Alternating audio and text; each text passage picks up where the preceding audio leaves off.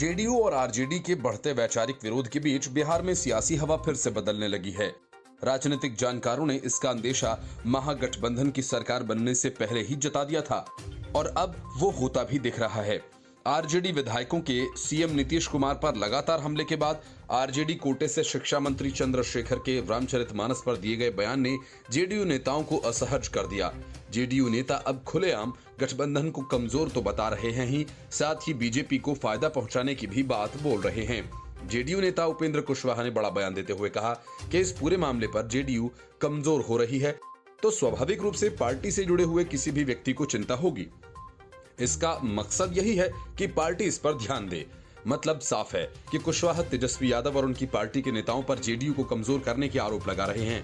उपेंद्र कुशवाहा ने आगे कहा कि हम सबको ये मालूम है पहले की तुलना में पार्टी कमजोर हुई है, लेकिन इसे मजबूत बनाना है। इस पर पार्टी में चर्चा होगी।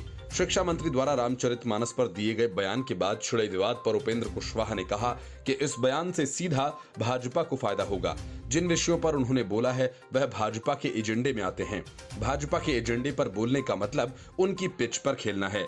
अगर हम वहां खेलेंगे तो इसका फायदा उन्हें होगा। उपेंद्र कुशवाहा ने कहा कि हमारा एजेंडा सोशल जस्टिस, सेक्युलरिज्म, विकास और सीएम द्वारा इन सालों में किया गया काम है। आरजेडी ने कहा कि वो चंद्रशेखर के बयान के साथ खड़े हैं। इसका क्या मतलब है? मामले का संज्ञान लिया जाए, इसकी जरूरत है। इससे पहले जेडीयू ने एमएलसी नीरज सिंह और उनकी पार्टी के कार्यकर्ताओं ने पटना में हनुमान मंदिर के बाहर श्री रामचरितमानस का पाठ किया। उन्होंने कहा, मैं यहाँ भक्ति भाव से आया हूँ। मैं सिर्फ इतना अनुरोध करना चाहता हूँ, doctor Ram Manohar Lohia, doctor B R. Ambedkar और महात्मा गांधी के शब्दों और कार्यों को याद करके राम और रहीम का सम्मान करें। वहीं रामचरितमानस पर बिहार के शिक्षा मंत्री चंद्रशेखर के बयान पर भाजपा सांसद रमा देवी ने कहा कि शिक्षा मंत्री रामचरितमानस पर बयान दिए हैं तो सभी को सोचना होगा कि वो जिस पार्टी के नेता हैं वो चरवाहा विद्यालय से पढ़े हुए हैं तो ज्ञान कहां से आया होगा। बहरहाल इस मामले पर जेडीयू अब फंसती हुई नजर आ रही है और आरजेडी के बीच दूरी लगातार बढ़ती जा रही है। Report, news of India.